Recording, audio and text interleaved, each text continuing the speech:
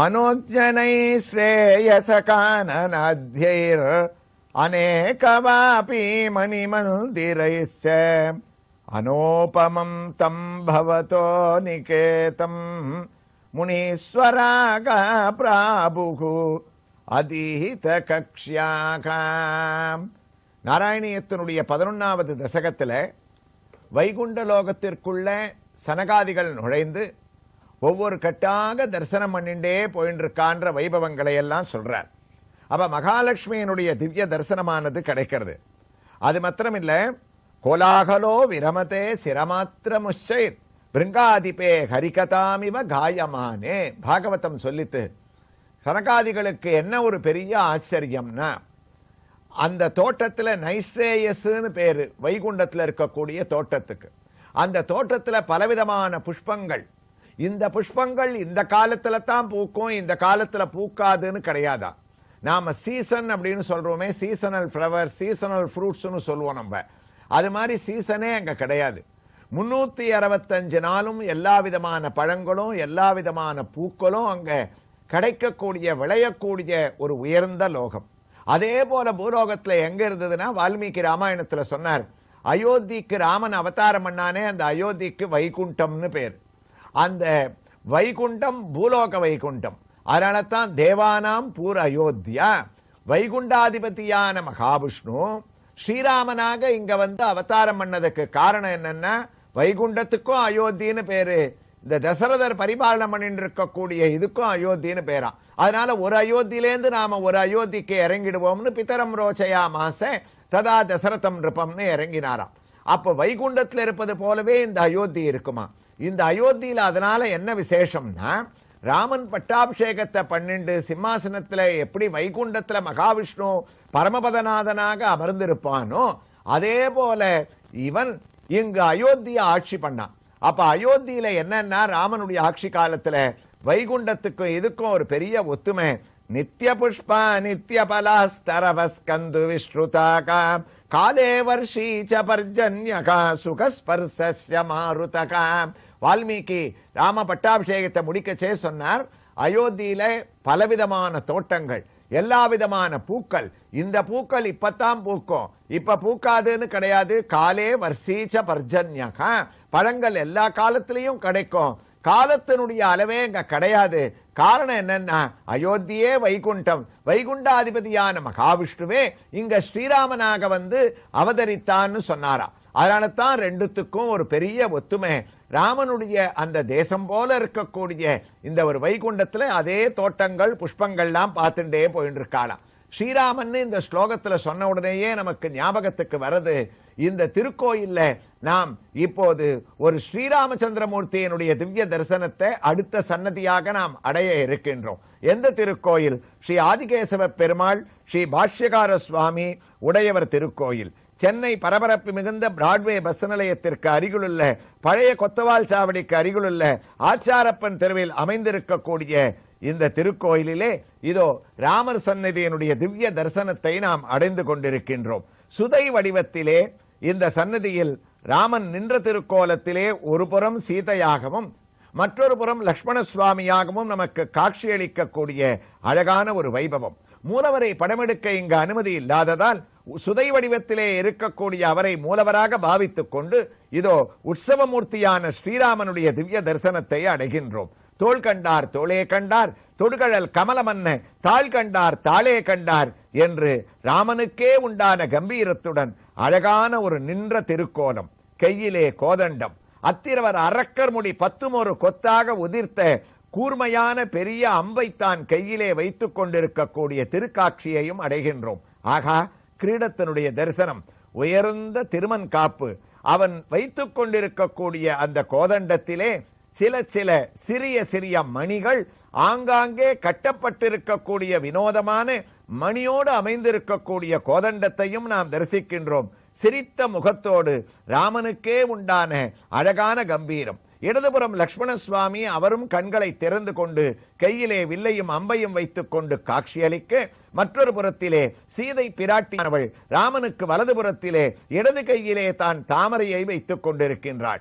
உயர்ந்த திருமாங்கல்யத்தினுடைய தரிசனத்தையும் நாம் அறிகின்றோம். திலகத்தை சார்த்திக் கொண்டு மந்தகாசமான முகத்துடன் சகதர்ம சரீதவா பிரதீட்சைனாம் பத்ரம் தே என்று ஜனகரால் புகழப்பட்ட சீதையை தரிசிக்கின்றோம். அருகிலே சிறிய உற்சவமூர்த்தியான ஆஞ்சநேய சுவாமி நின்ற திருக்கோலத்திலே கையை கூப்பிக் கொண்டு ராமனுடைய ஆனந்தமான தரிசனத்தை அடையக்கூடிய இந்த சன்னதியிலே பிரதிவருடம் ஸ்ரீராமநவமி தினத்திலே அழகான திருக்கல்யாண மகோத்சவமும் பட்டாபிஷேகமும் நடைபெறுவது ஒரு வழக்கமாக இருக்கின்றதாம். ராமனை தரிசித்தால் அனுமனுடைய தரிசனத்தை அடைய வேண்டாமா? ஆகா, இதோ ராமனுடைய சன்னதிக்கு எதிரிலேயே அழகான ஒரு அனுமனுடைய சன்னதி. அதற்கு நாம் செல்லும் போது வழியிலே ஒரு அழகான கருட வாகனத்தையும் தரிசிக்கின்றோம். பிரம்மோற்சவம் ரதசப்தமி முதலிய தினங்களிலே இவர் மீது பகவான் பவனி வருகின்றாராம். இதோ ஆஞ்சநேயனுடைய சன்னதியை அடைந்து விட்டோம். ஸ்ரீ பக்த ஆஞ்சநேயர் சன்னதி.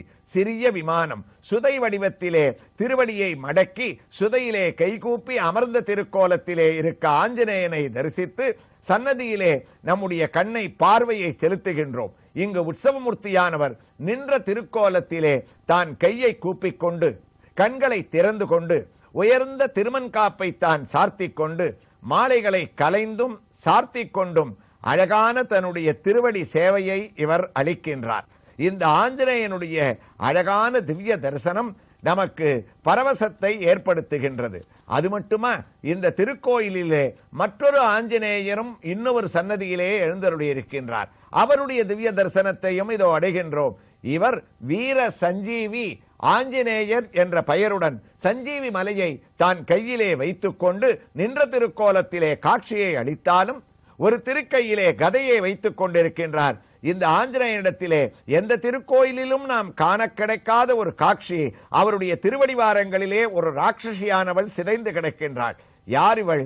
சாகிதி என்னும் அரக்கியை காலிலே அடக்கி அழிக்கக்கூடிய காட்சியோடும் சிந்தூர முகத்தோடும் இருக்கக்கூடிய இந்த சஞ்சீவி மலை ஆஞ்சநேய சுவாமியினுடைய திவ்ய தரிசனத்தோடு இதோ நாராயணியத்திற்கு சனகாதிகள் தரிசிக்கக்கூடிய வைகுண்டம், எந்த வைகுண்டமானது ஸ்ரீராமன் அவதரித்த அயோத்தியாக இருந்தது என்று சொன்னோமோ அந்த ஒரு வைபவத்தோடு அங்கே இருக்கக்கூடிய தோட்டங்களை கோலாகலோ விரமதே சிரமுத்திரமாக பாகவதம் வர்ணித்தபடி அழகாக இவர்கள் தரிசித்துக் கொண்டே சென்று கொண்டிருக்கின்றார்களாம். அங்கு மற்றொரு ஆச்சரியம், அங்கே பூத்திருக்கக்கூடிய பூக்களிலே வண்டுகள் வந்து மொய்த்துக் கொண்டிருக்கின்றதாம்.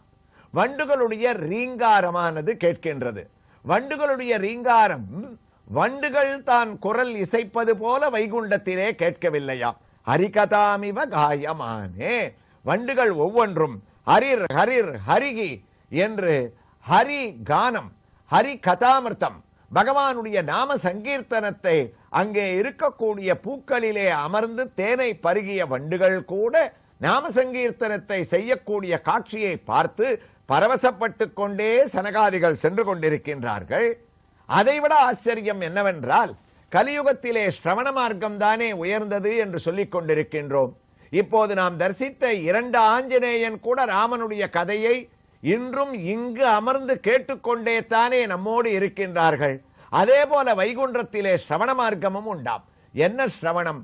பூக்கள் பூத்திருக்க பூக்களிலே வண்டுகள் அமர்ந்து தேனை பருகிவிட்டு ஹரேர் நாமைவ நாமைவ மமஜீவனம் என்று ஹரே ஸ்ரீ கிருஷ்ணா நாராயணா மகாவிஷ்ணு என்று ஹரிநாமத்தை அந்த வண்டுகளானது ரீங்காரம் செய்ய அங்கு இருக்கக்கூடிய புறா, குயில்கள், கிளிகள், சாதக பட்சிகள், அம்ச பட்சிகள், மயில் எல்லாம் அடக்கமாக அந்த வண்டுக்கு முன்னால் உட்கார்ந்து கொண்டு வண்டு இசைக்கக்கூடிய அந்த நாம சங்கீர்த்தனமாகிய ஹரிநாம கீர்த்தனத்தை அமைதியாக உட்கார்ந்து கொண்டு ஸ்ரவணம் செய்து கொண்டிருக்கின்றதாம்.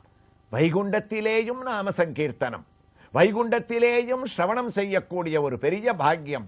இந்த வண்டுகள், இந்த புறாக்கள் எல்லாம் யார்? சனகாதிகளுடைய மனதிலே ஒரு பெரிய கேள்வியானது எழுந்தது. இவர்களெல்லாம் என்ன பாக்கியத்தை செய்திருக்கின்றார்கள்?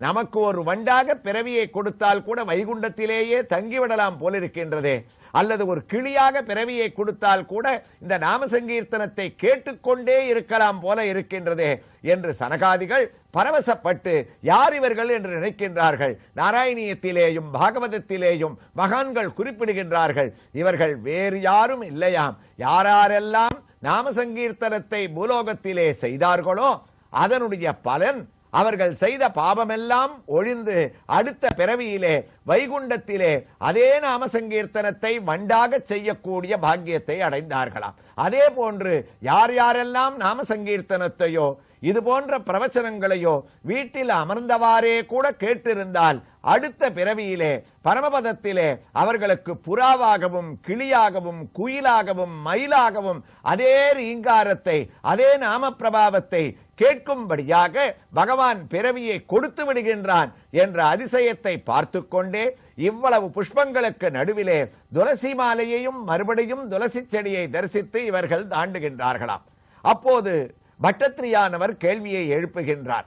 இவ்வளவு வாசனையான புஷ்பங்கள் இருக்கும் போது அவ்வளவையும் ஒதுக்கி வைத்துவிட்டு பகவான் தான் துளசி மாலையை அணிந்து கொண்டிருக்கின்றானே, அதனால் மற்ற புஷ்பங்களுக்கு ஏதாவது துளசியின் பேல் பொறாமையானது ஏற்பட்டதா?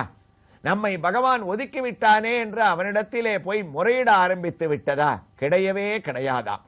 அங்க இருக்கக்கூடிய மற்ற புஷ்பங்கள் எல்லாம் துளசியை கொண்டாடுகின்றதாம். நீ என்ன புண்ணியத்தை செய்தாய், அவனுடைய திருமேனியை அலங்கரிக்கின்றாயே, உன்னுடைய பக்கத்திலே பூத்து இருப்பதற்கு நாங்கள் என்ன புண்ணியத்தை செய்தோம் என்று பொறாமையை ஒழித்து துளசியை கொண்டாடுகின்றது. பட்டத்ரி கூறுகின்றார், அனோபமம் தமோ பவதானி கேதமோ முனீஸ்வரா பிராபுஅதீத கக்ஷ்யாகா.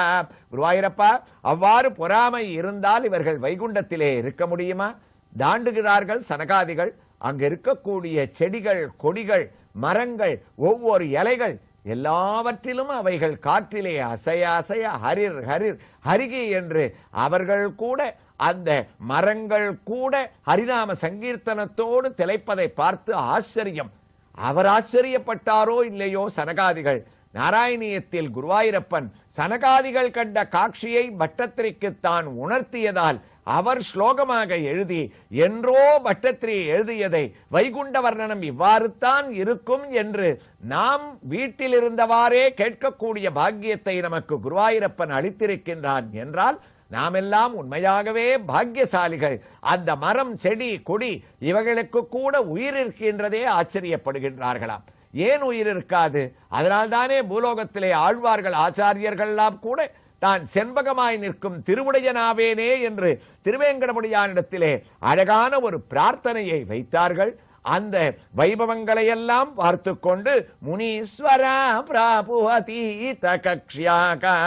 குருவாயூரப்பா, முனீஸ்வரர்களான இந்த சனகாதிகள் 5 கட்டுக்களை தாண்டி ஒவ்வொரு கட்டிலேயும் தோட்டங்கள் புஷ்பங்கள் ஹரிநாம சங்கீர்த்தனங்கள் பலவிதமான ஒரு பட்சிகள் இவைகளெல்லாம் குதூகலமாக எந்தவிதமான காம குரோத லோப மோக மத ஆச்சரியாதிகள் இல்லாமல் இருக்கக்கூடிய வைபவத்தோடு தொடர்கின்றார் என்ற ஒரு வைபவங்களே இதே திருக்கோயில் அமைந்திருக்கக்கூடிய ஒரு சன்னதியினுடைய திவ்ய தரிசனத்தோடு நாம் நாராயணியத்தில் தொடர்ந்து கேட்கலாம்.